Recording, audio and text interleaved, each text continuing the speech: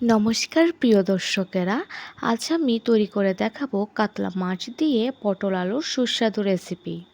আর এই রেসিপিটি আপনারা সাদা ভাত, রুটি সব কিছুর সাথেই পরিবেশন করতে পারবেন।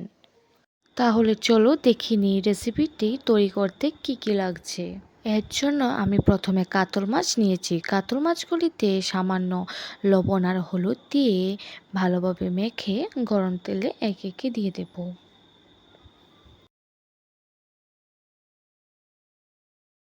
তারপর মাছগুলি দিয়ে উল্টে পাল্টে লাল লাল করে ভেজে তুলে নেব।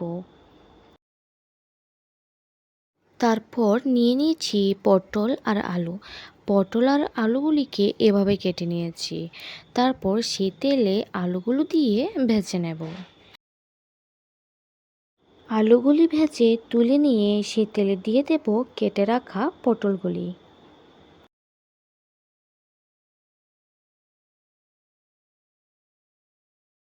পটলগুলি দিয়ে নেড়ে চেড়ে ভালোভাবে ভেজে তুলে নেব।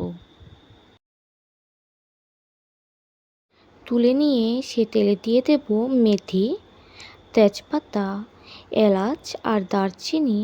তারপর দিয়ে দেব স্বাদ অনুযায়ী মরিচ বাটা, আর দিয়ে দেব স্বাদ অনুযায়ী লবণ, হলুদ, আদা বাটা, আর দিয়ে দেব ধনার গুঁড়ো, জিরার গুঁড়ো আর লঙ্কার গুঁড়ো দিয়ে কিছুক্ষণ নেড়ে চেড়ে মশলাটা ভেজে নেব।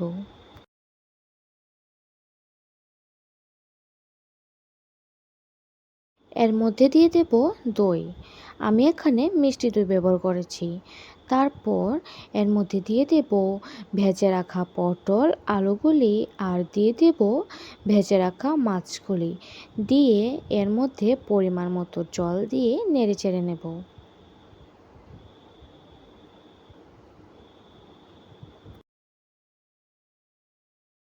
নেড়ে চেড়ে এর মধ্যে দিয়ে দেব সামান্য পরিমাণ চিনি দিয়ে আবারও কিছুক্ষণ নেড়ে চেড়ে ফুটিয়ে নামিয়ে নিলে তৈরি আজকের আমাদের রেসিপি। আশা করি এই রেসিপিটি আপনাদের কাছে ভালো লাগবে। ভালো লাগলে আমাদের চ্যানেলটাকে সাবস্ক্রাইব করে পাশে থাকুন আর ভিডিওটা লাইক শেয়ার করে দিন। দেখা হচ্ছে পরের ভিডিওতে।